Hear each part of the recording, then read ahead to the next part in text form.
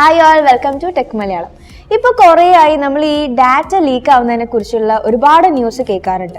ഇപ്പോൾ അതായത് നമ്മുടെ ഫേസ്ബുക്കിൽ നിന്നൊക്കെ നമ്മുടെ പ്രൈവറ്റ് ഡാറ്റ ചോർന്നു പോകുന്നുണ്ട്, അതേപോലെ നമ്മുടെ ഫോണിലുള്ള ഒരുപാട് ആപ്സിൽ നിന്ന് ഇതേപോലെ ഡാറ്റ ചോർന്നു പോകുന്നുണ്ടെന്ന് കേൾക്കാറുണ്ട്. ഇപ്പോൾ ഈ ഇടയായിട്ട് ഈ ഒരു സംഭവം കൂടി വരികയാണ്. സോ അതുകൊണ്ട് തന്നെ ആ ഒരു കാരണം കൊണ്ട് ഗൂഗിൾ അവരുടെ പ്ലേ സ്റ്റോറിൽ നിന്നും ഒരുപാട് ആപ്സ് അങ്ങനെ റിമൂവ് ചെയ്ത് കളഞ്ഞിട്ടുണ്ട്. ഇപ്പോൾ ലേറ്റസ്റ്റ് ആയിട്ട് വരുന്ന ഒരു ന്യൂസാണ്, നമ്മളൊരു പുതിയ ഫോൺ വാങ്ങി കഴിയുമ്പോൾ അതിലുണ്ടാവുന്ന ഈ പ്രീ ഇൻസ്റ്റാൾഡ് ആപ്സ് ഇതേപോലെ ഡാറ്റയൊക്കെ ഷെയർ ചെയ്യുന്നുണ്ട് എന്നുള്ളത്. അതായത് ഇപ്പം നമ്മൾ സാധാരണ ആപ്സൊക്കെ ഷെയർ ചെയ്യുന്നതിനേക്കാളും കൂടുതലായിട്ട് ഈ പ്രീ ഇൻസ്റ്റാൾഡ് ആപ്സ് ഷെയർ ചെയ്യുന്നുണ്ട് എന്നുള്ളതാണ്. പ്രീ ഇൻസ്റ്റാൾഡ് ആപ്സ് എന്ന് പറയുന്നത് നമ്മളൊരു ഫോൺ വാങ്ങി കഴിയുമ്പോൾ അതിൽ ഓൾറെഡി ഉള്ള ആപ്സ് ആണ്. അതായത് ഇപ്പോൾ ഗൂഗിളിൻ്റെതല്ലാതെയുള്ള കുറച്ച് ആപ്സ്.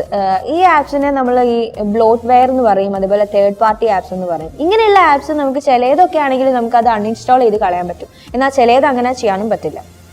ഇപ്പോൾ വരുന്ന ഒരുപാട് ഫോൺസിൽ ഇങ്ങനെ ഒരുപാട് ആപ്സ് ഓൾറെഡി ഇൻസ്റ്റാൾ ആയിട്ടാണ് വരുന്നത്.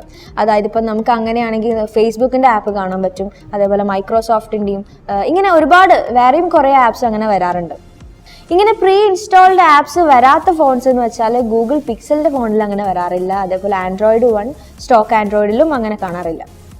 എന്തൊക്കെ ഡാറ്റയാണ് ഈ ആപ്സ് കളക്ട് ചെയ്യുന്നതെന്ന് വെച്ച് കഴിഞ്ഞാൽ നമ്മുടെ ജിയോ ലൊക്കേഷൻ, അതേപോലെ നമ്മുടെ personal email, phone calls, meta data, അതേപോലെ നമ്മുടെ കോണ്ടാക്ട്സ്, ഇതൊക്കെയാണ് അവർ കളക്ട് ചെയ്യുന്നത്. ഇത് കൂടാതെ നമ്മൾ ഏതെങ്കിലും ഒരു ആപ്പ് ഓപ്പൺ ചെയ്ത് കഴിഞ്ഞാൽ അതും, അതേപോലെ നമ്മൾ ഏതൊക്കെ ആപ്സാണ് ഇൻസ്റ്റാൾ ചെയ്യുന്നത്, ഈ കാര്യങ്ങളൊക്കെയാണ് അവർ കളക്ട് ചെയ്യുന്നത്. അപ്പോൾ ഈ പ്രീ ഇൻസ്റ്റാൾഡ് ആപ്സിന് എങ്ങനെയാണ് ഇത്രയും ഡാറ്റ കളക്ട് ചെയ്യാൻ പറ്റുന്നതെന്ന് വെച്ചാൽ, ഇങ്ങനെയുള്ള ഈ ആപ്സൊക്കെ ഫോണിൽ ഇൻസ്റ്റാൾ ചെയ്യുന്നത് ഫോൺ വെൻഡേഴ്സാണ്. എന്നിട്ടാണ് അവരത് വിൽക്കുന്നത്. സോ ഇങ്ങനെയുള്ള ആപ്സ് ഇൻസ്റ്റാൾ ചെയ്യുമ്പോൾ തന്നെ അവർ അതിൽ ഒരു സ്പെഷ്യൽ കസ്റ്റം പെർമിഷൻ അലോ ചെയ്ത് കൊടുക്കുന്നുണ്ട്. അതുകൊണ്ടാണ് ഇങ്ങനെയുള്ള ആപ്സിന് ഇത്രയും ഒരുപാട് ഡാറ്റ കളക്ട് ചെയ്യാൻ പറ്റുന്നത്. നമ്മൾ ഇൻസ്റ്റാൾ ചെയ്യുന്ന ആപ്സിനാണെങ്കിൽ ഇത്രയും ഡാറ്റ കളക്ട് ചെയ്യാൻ പറ്റില്ല.